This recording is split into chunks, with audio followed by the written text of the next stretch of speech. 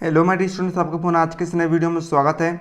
और इसके पिछले वाले वीडियो में आना आपको क्लास 10th मैथ्स एनसीईआरटी के अध्याय 3 दो चरों वाले रेखीय समीकरण युग्म के प्रश्न वाले 3.3 के मैंने आपको प्रश्न 1 और 3 को समझा दिया था। तो आज के इस वीडियो में मैं आपको प्रश्न 3 पूरा समझाने वाला हूँ, तो वीडियो को शुरू से लेकर अंत तक जरूर देखिएगा। चलिए अब हम वीडियो को बिना किसी देरी के शुरू करते हैं। तो यहाँ पर देखिए आपको दिया है निम्न संख्याओं में रैखिक समीकरण युग्म बनाइए और उनके हल प्रतिस्थापन विधि द्वारा ज्ञात कीजिए। तो यहाँ पर आपको करना क्या है, जो आपको यहाँ पर जो सवाल दिया गया है इनके आपको प्रतिस्थापन विधि से यहाँ पर आपको इनके मान ज्ञात करना है। तो यहाँ पर देखिए इसका अंतर्गत जो आपका पहला सवाल है दिया है, दो संख्याओं का अंतर 26 है और एक संख्या दूसरी संख्या की 3 गुनी है, उन्हें ज्ञात कीजिए। तो हम यहाँ पर इसे हल करते हैं। क्या दिया है, दो संख्या है, तो हम मान लेते हैं, हम यहाँ पर लिखेंगे माना कि पहली संख्या जो है वह x तथा जो दूसरी संख्या है वह y है। तो हम इसे प्रश्न के अनुसार सोल्व करते हैं। तो हम यहाँ पर लिखेंगे प्रश्नानुसार।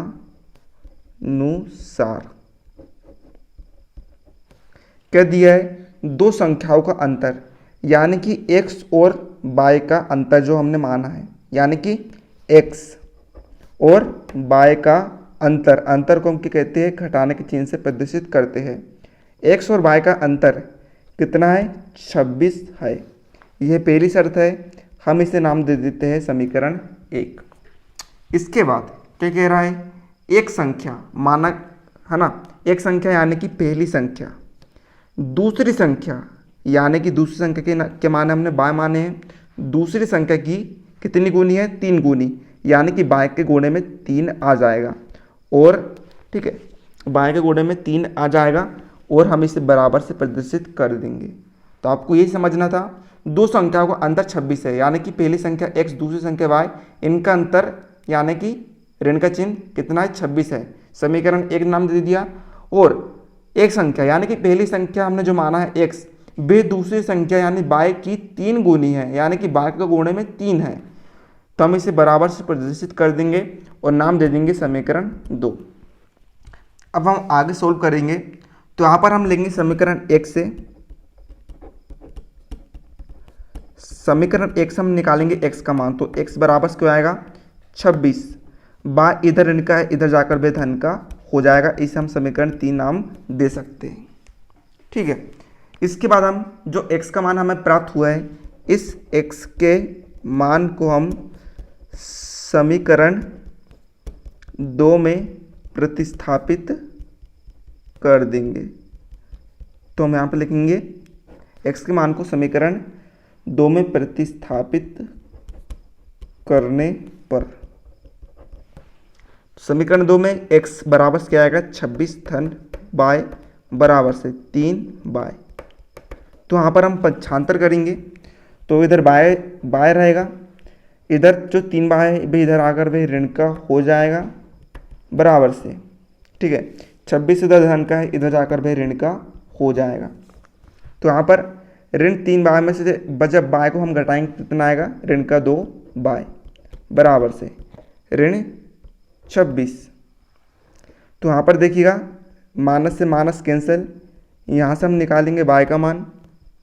ठीक है, तो यहाँ पर y बराबर से होगा 26, इधर 2 जो है गुणे में है तो उधर जाकर वह बट्टे में हो जाएगा। 26 से जो 2 है वह कैंसिल हो जाएगा 13 बार। तो यहाँ पर y का मान हमें क्या प्राप्त हुआ है, 13 प्राप्त हुआ है। ठीक है, इसके अगले स्टेप में हम क्या करेंगे, इसके अगले स्टेप में हम लिखेंगे y के मान को समीकरण 1 में प्रतिस्थापित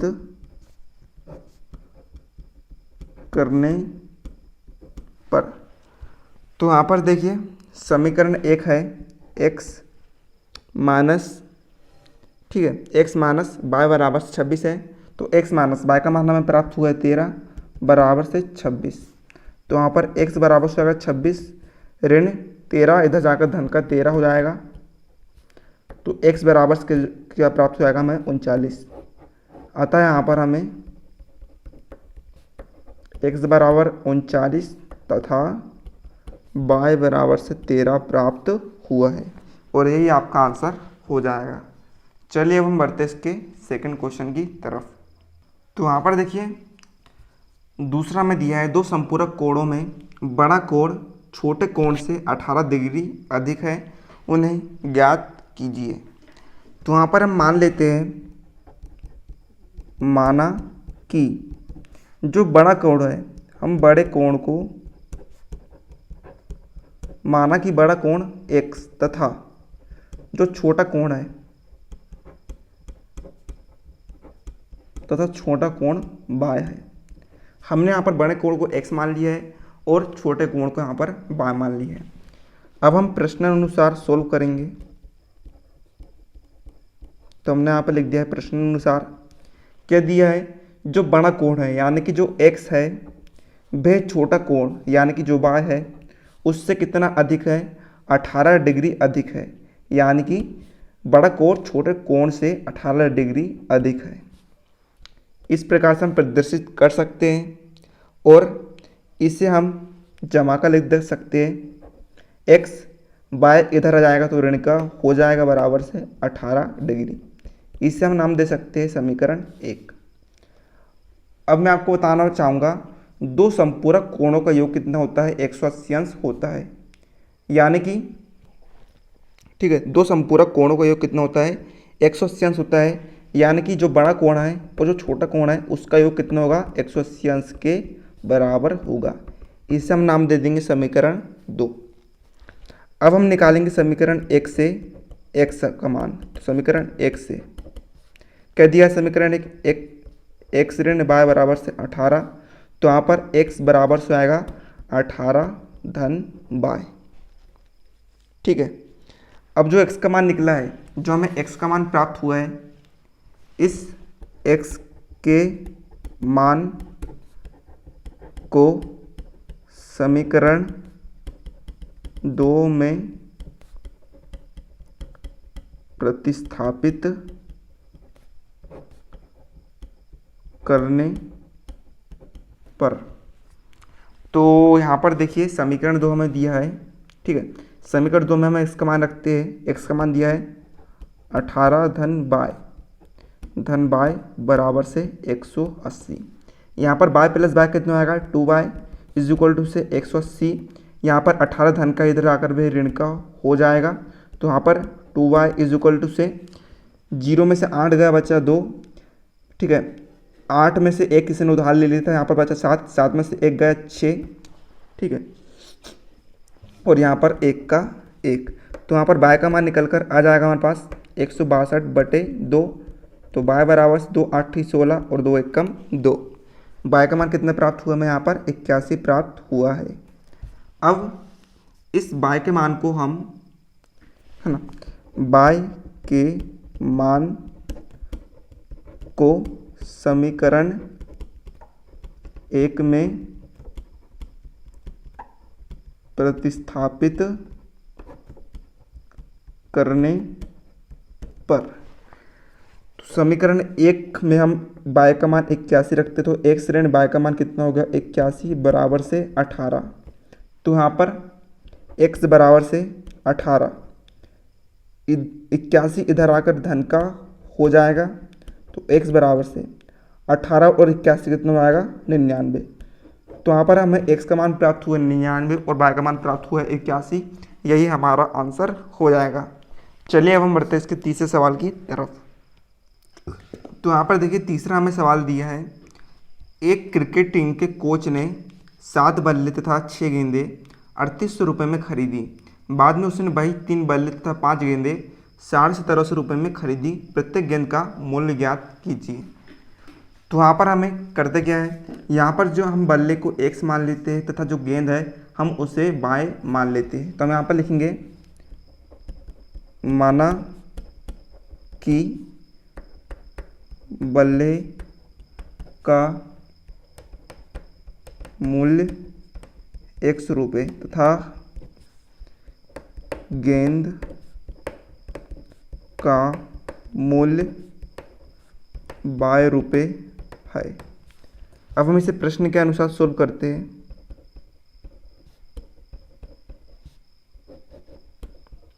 कह दिया हमें प्रश्न अनुसार 7 बल्ले यानी कि 7x प्लस 6 गेंदे यानी कि 6 गेंद के मूल्य कंपनी के माना है बाय बराबर से कितना 3800 में खरीदी, तो बराबर से 3800। इसे हम नाम दे देंगे समीकरण 1। ठीक है। इसी प्रकार बाद में 3 बल्ले यानी कि 3x प्लस 5 गेंदे यानी कि 5 बाय कितने रुपए में 1750 में खरीदा, तो 1750। इसे हम नाम दे देंगे समीकरण 2। ठीक है। हमें इसे प्रतिस्थापन विधि से हल कर रहा है और सवाल में भी हमें यही दिया गया था कि आप प्रतिस्थापन विधि से हल करिए।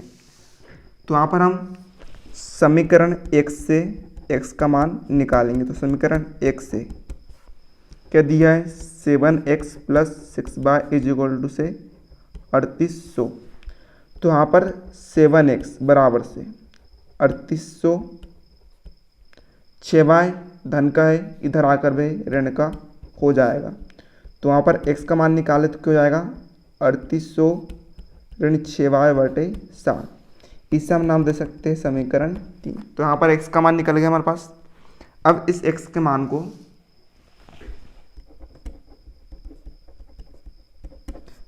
मान को समीकरण 2 में प्रतिस्थापित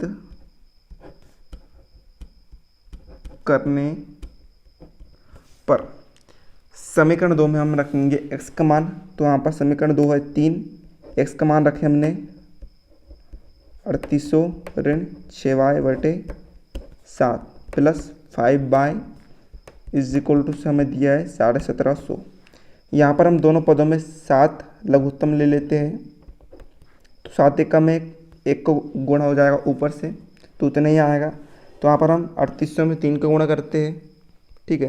तो कितना आएगा 11400 आएगा ऋण 6 18y धन 5y बराबर से 1750। इसके बाद ठीक है यहाँ पर 13 गुणा कर देंगे तो क्या आएगा 11400 ऋण, यहाँ पर ऋण 18y में से जब 5y को हम घटाएंगे तो कितना आएगा ऋण का। ठीक है।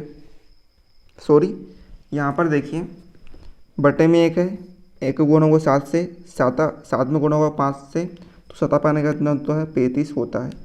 अब 35 में से हम 18 को घटाएंगे कितना आएगा, वह आएगा 17y बराबर से हमें दिया है 1750। तो यहाँ पर हम 17y का मान निकालते हैं। तो 1750 में से हम कितना, ठीक है 1750 में से हम यहाँ पर, और यहाँ पर देखिए 1750 में जब हम 7 का गुणा करेंगे तो आंसर आएगा 12250।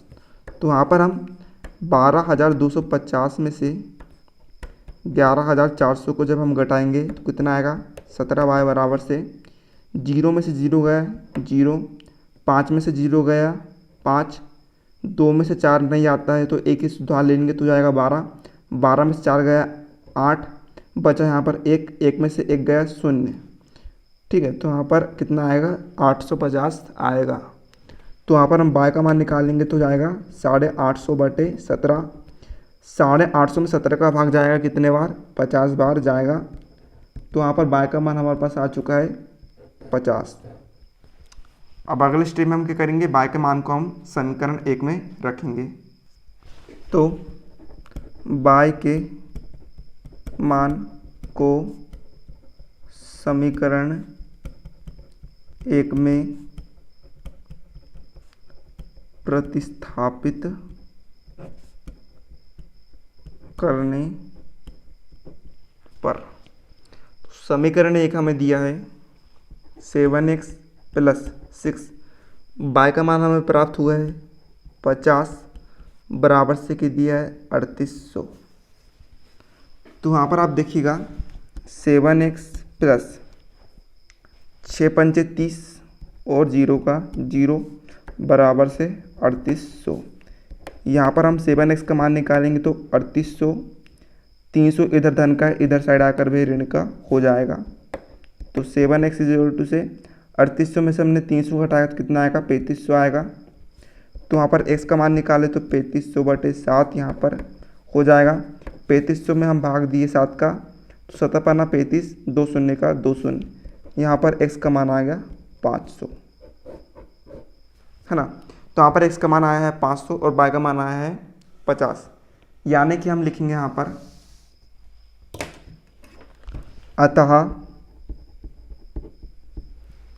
अतः x यानी बल्ले का मूल्य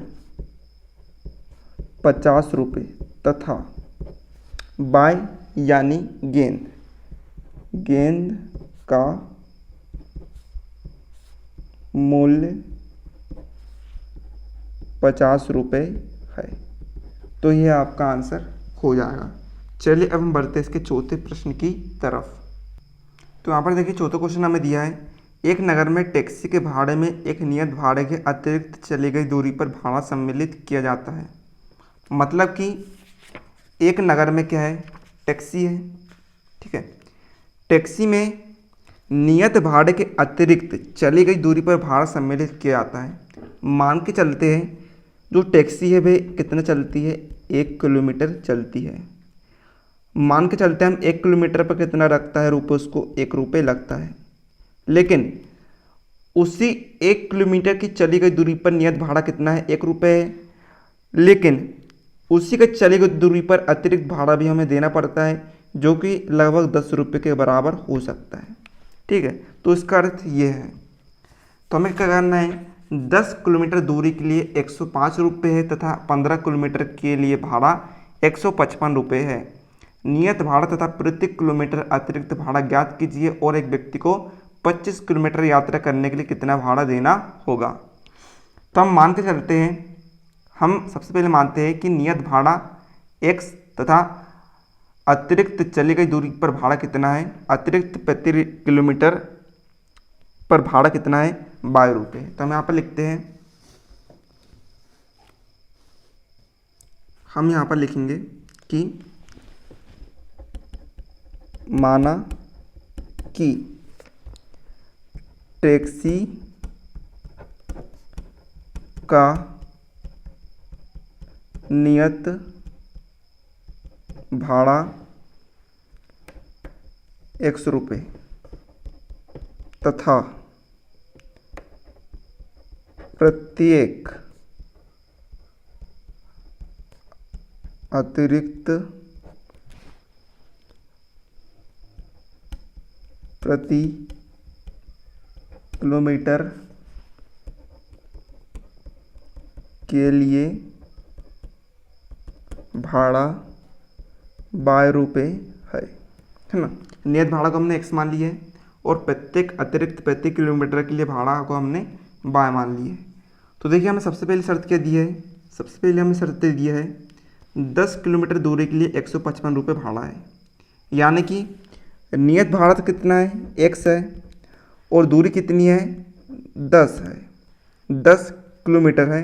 और भाड़ा कितना होता है, प्रत्येक अतिरिक्त किलोमीटर के लिए भाड़ा कितना होता है, y होता है। और रुपये कितना में आ रहा है, 105 में आ रहा है। तो हम इसे नाम दे देंगे समीकरण 1। इसी प्रकार दूसरे में, है ना, दूसरे में नियत भाड़ा होगा x और जो अतिरिक्त भाड़ा होगा वह कितना होगा, 15y होगा।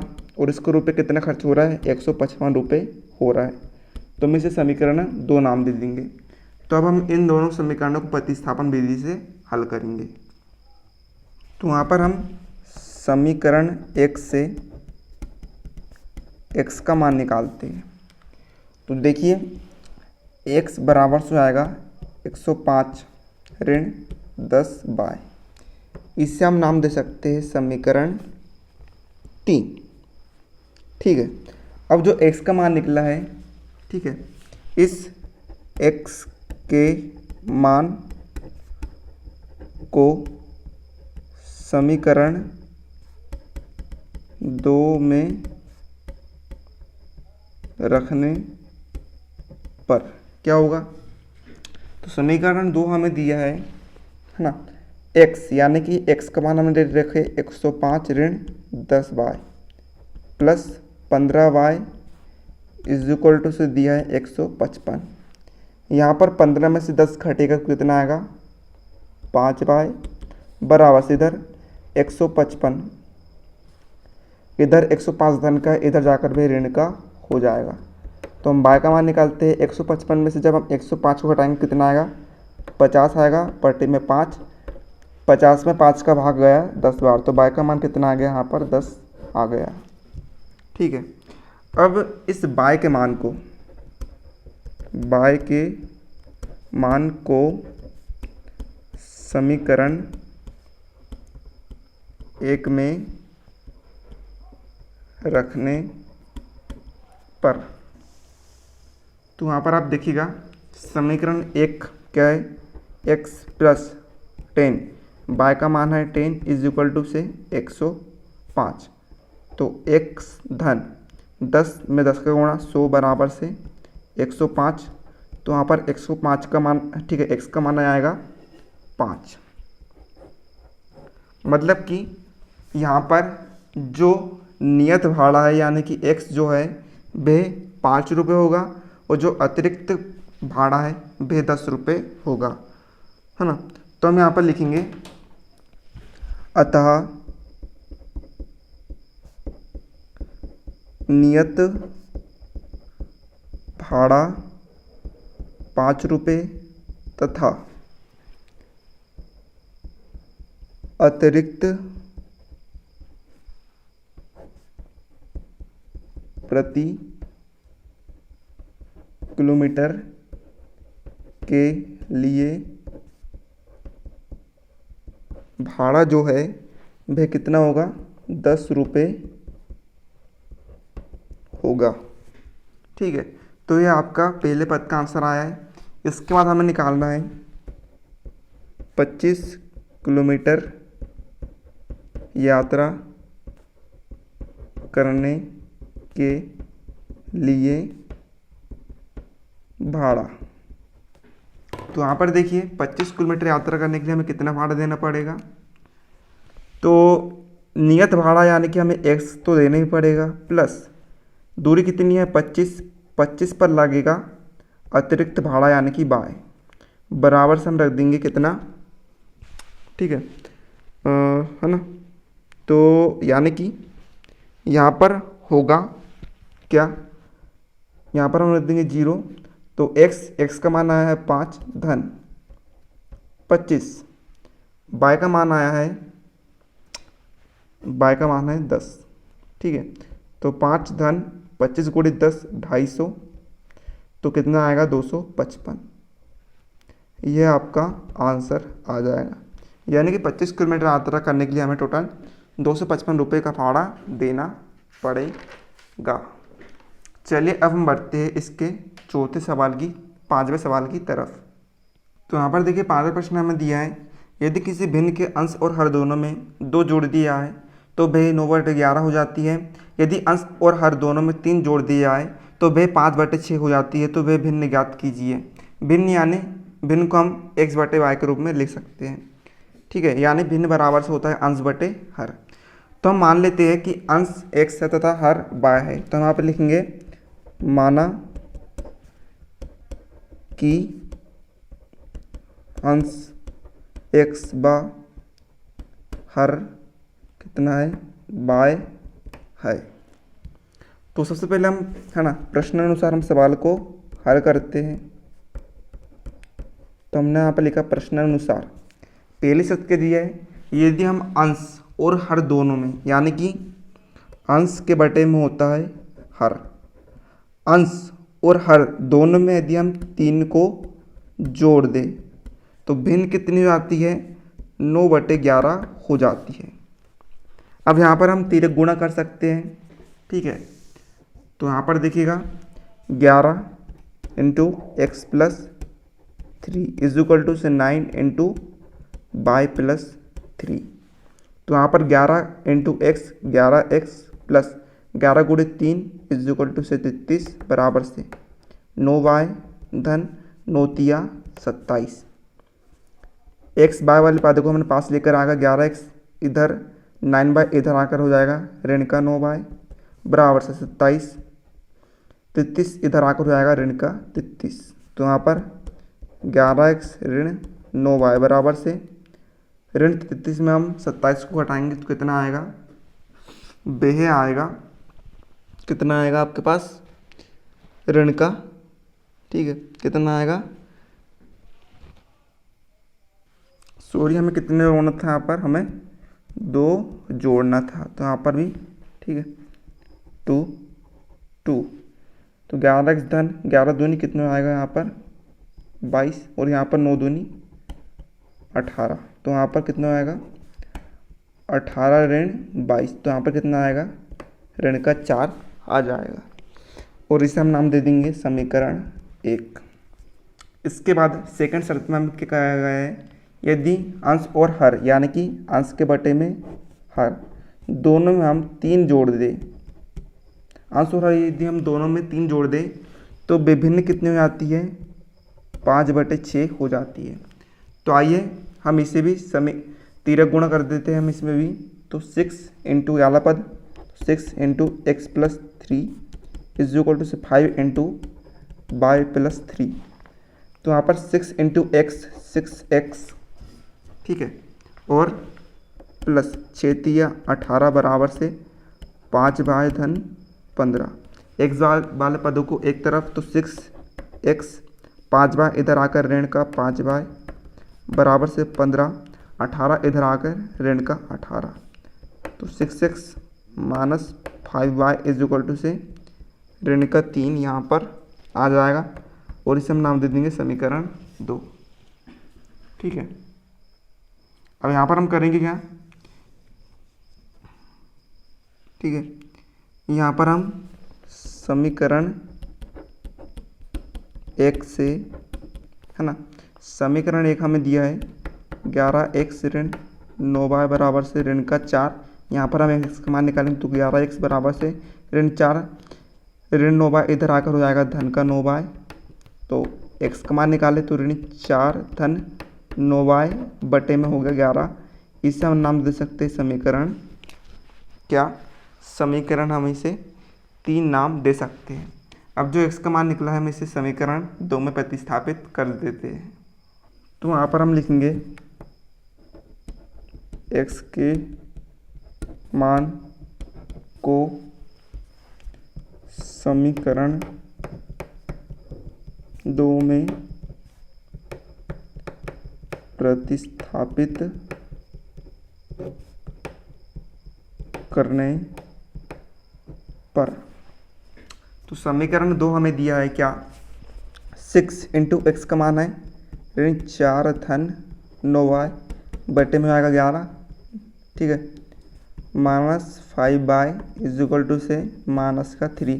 यहाँ पर हम लघुत्तम ले लेंगे, बटे में आएगा 11, 11 एकम 11 का ऊपर हो जाएगा गुणा, तो ठीक है, ऋण का ऋण 6 चौ 24 धन 9 छिंग होता है, 9 छिंग कितना होता है 54, तो यहाँ पर आ जाएगा 54 बाय माइनस, यहाँ पर बटे में 1 है तो 1 के गुणा होगा 11 से, 11 गुणित 55, यहाँ पर हो जाएगा 55 बाय बराबर से ऋण का 3।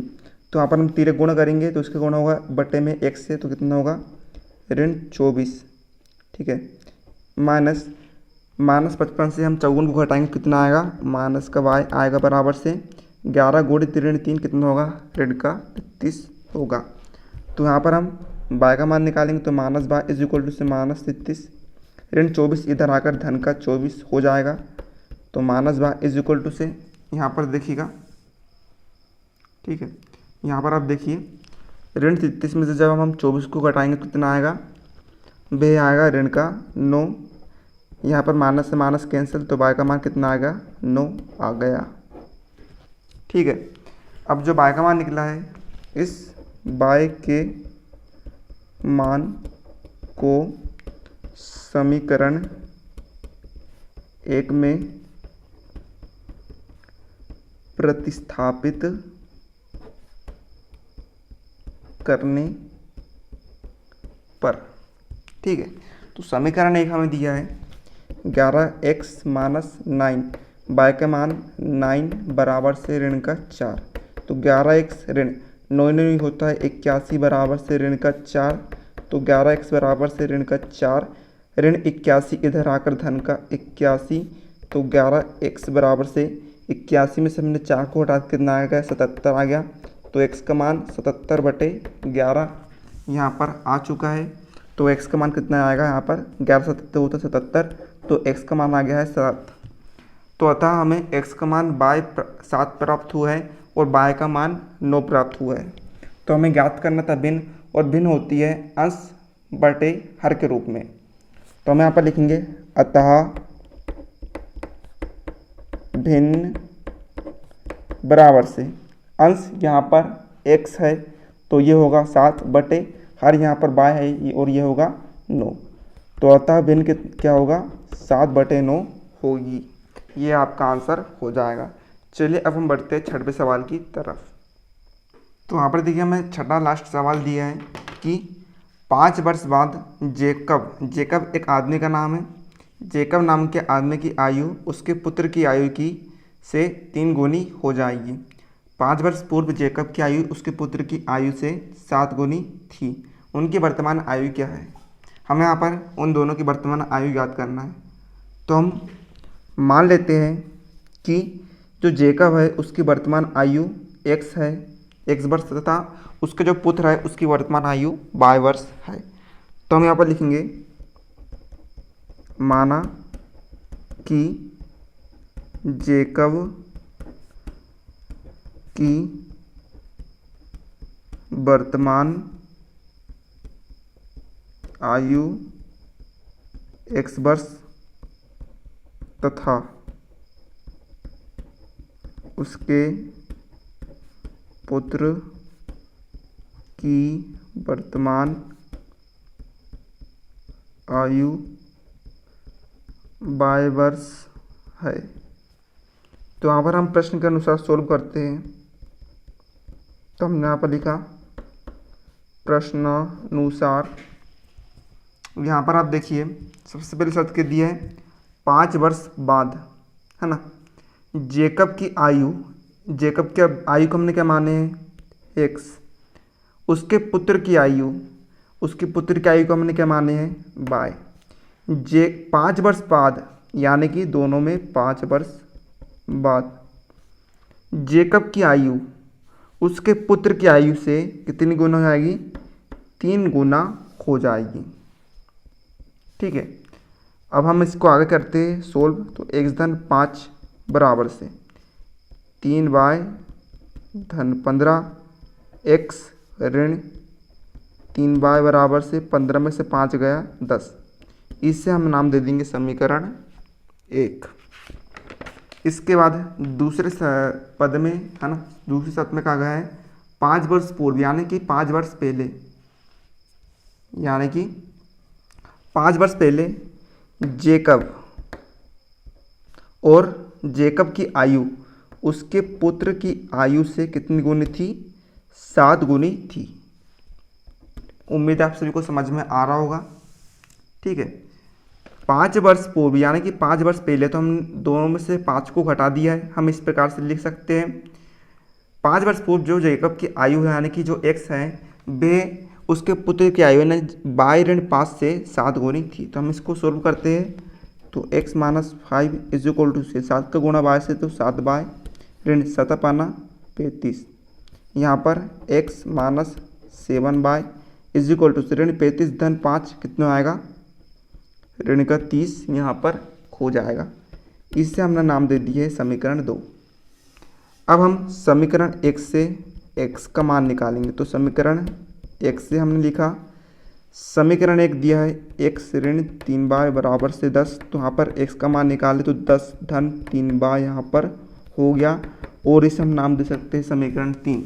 अब जो आपके पास x निकला है, इस x के मान को समीकरण 2 में प्रतिस्थापित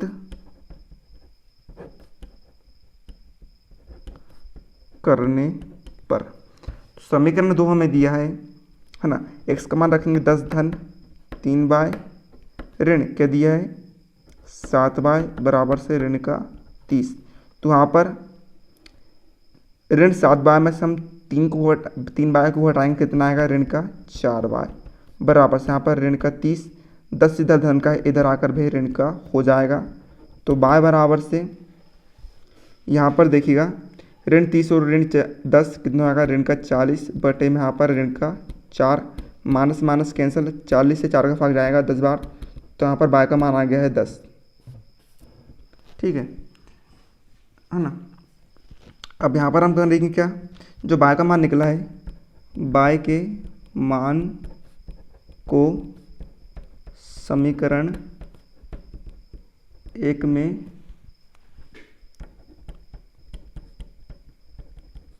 प्रतिस्थापित करने पर। तो समीकरण 1 हमें दिया है x माइनस 3 y का मान 10 बराबर से 10। तो x ऋण 3 का गुणा 10 से 30 बराबर से 10। तो यहाँ पर x बराबर से 10, यहाँ पर ऋण 30 है इधर हो जाएगा धन का 30। तो x का मान आ गया है 40। और x क्या है जेकब की वर्तमान आयु और y क्या है उसके पुत्र की वर्तमान आयु। तो हम यहाँ पर लिख देंगे है ना, अतः